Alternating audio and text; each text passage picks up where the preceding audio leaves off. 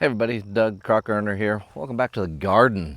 It is mid-November, and today I think I finally have enough input on these little SwitchBot devices to give you guys a little bit of a review on what I found out.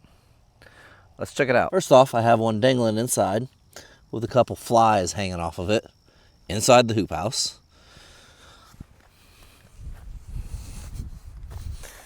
The next one is just sitting on top of my little worm composter inside the cold frame.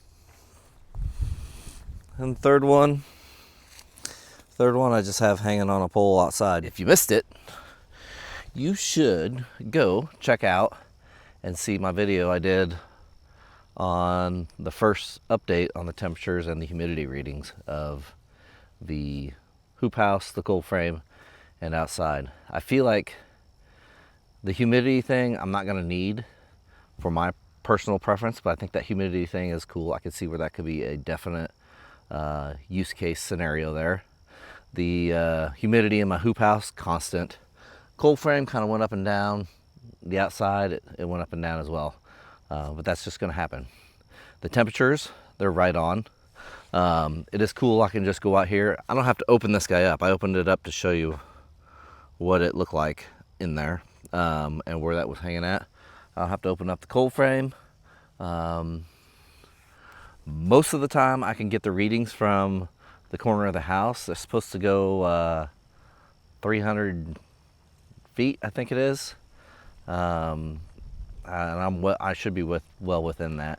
But I'm not getting the cold frame. Sometimes I get the hoop house. So that's one of my biggest gripes is I can't do it from the coziness of my my easy chair inside. So I do have to go outside.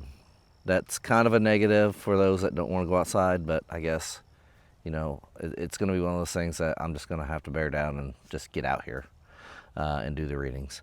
The other negatives I found to it is there's been like 3 or 4 firmware updates to each one of these so far, so I'm not sure what's going on with that. But yeah, it's taken a little bit for those guys to update the firmware. And it does take a little bit to download the information to the device.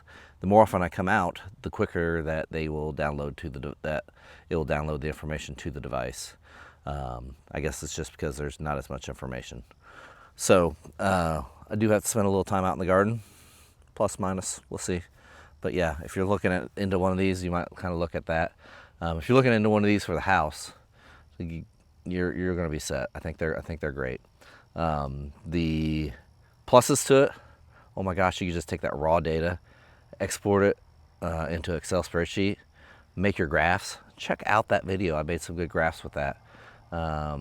You'll get some data. And then the other plus, I guess, is that it does store the data for quite some time. So yeah, all in all, I would definitely buy these. I have bought them.